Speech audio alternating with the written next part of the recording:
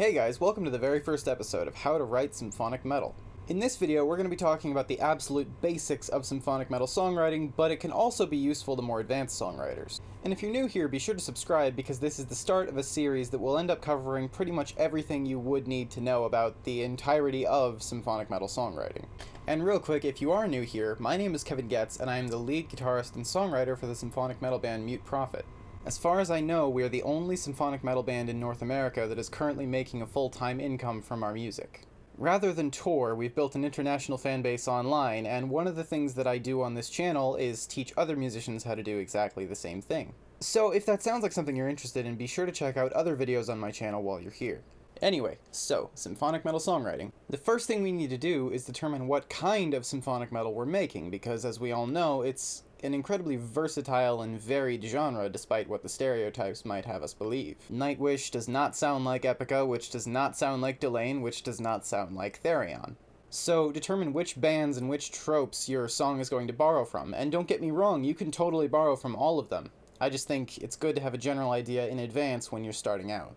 Next, determine your tempo. Is this going to be one of those tear-jerking symphonic metal ballads, or is it going to be Wishmaster-era Nightwish with the speed and the driving rhythms of power metal? It's a good idea at this point to conceptualize different types of songs with one, symbolic song that represents it. And I'm going to explain this in a minute.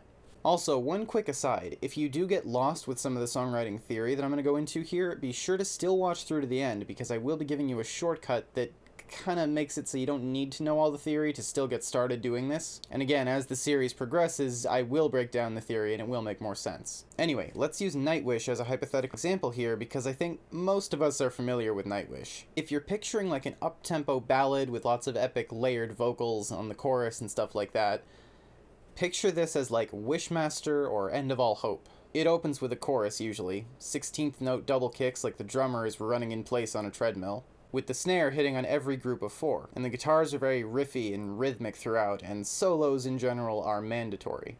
And again, if you're curious about the exact type of vocal layering that they use to get these epic overdubbed harmonies, I am going to have a video on that, but for now we're keeping it very basic. And just so you can hear my take on this type of song, here are a couple Mute Prophet songs that use this style.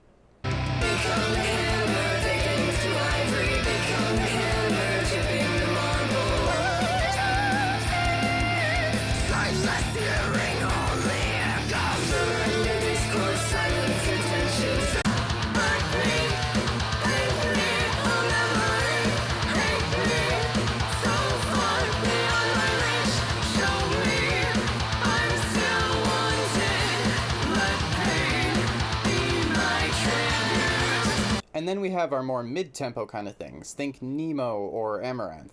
Drums will usually have more space in this kind of example, usually down to eighth notes or even quarter notes, though that's less common. Sometimes you want to leave the guitars silent during the first verse.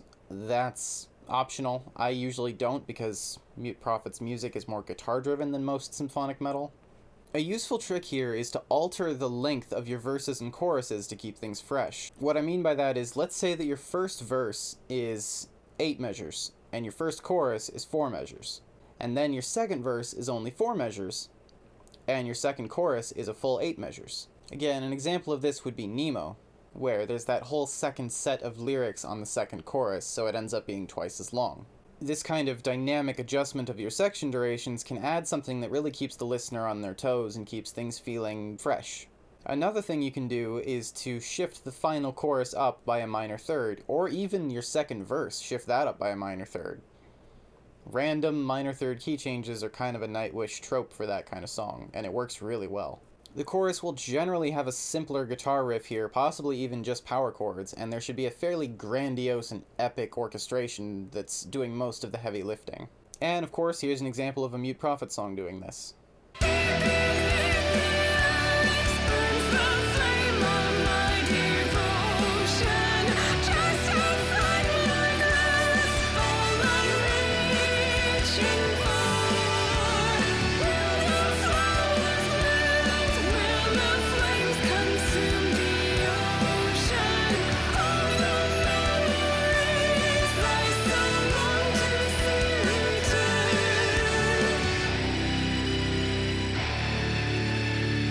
And then, of course, there are also the fairly lengthy ballads that are mostly driven by keyboards, think Dead Boy's Poem, and the very heavy, riffy, rhythmic songs like Romanticide. So the point of these examples is to emphasize that even within one single symphonic metal band, there's a variety of sounds that make up their catalog.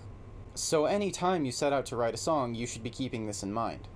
And if you start to get stuck at any point, or you're struggling with writer's block, one fairly crazy suggestion that I've found works really well is to suddenly change your template. So if you're in the middle of a heavy Romanticide song, suddenly introduce this airy ambient keyboard thing and drop off the guitars and drums, right? Like, it changes things up, and sometimes that's exactly what your brain needs in order to suddenly care about this song again when you have writer's block.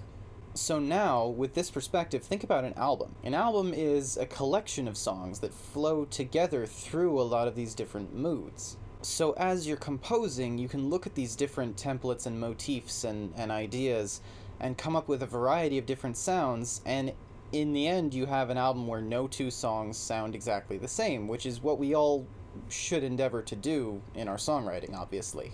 Another point I should make is that imitation is not enough. You can understand the songwriting styles and techniques of the bands that came before you, but in order to succeed today, you have to bring some kind of unique twist to what you're presenting. Now, I've talked a lot about this on my channel, so I'm not going to go into it too much here, but do check out my music marketing playlist on my channel in order to understand more of what I'm talking about and how you can implement this yourself.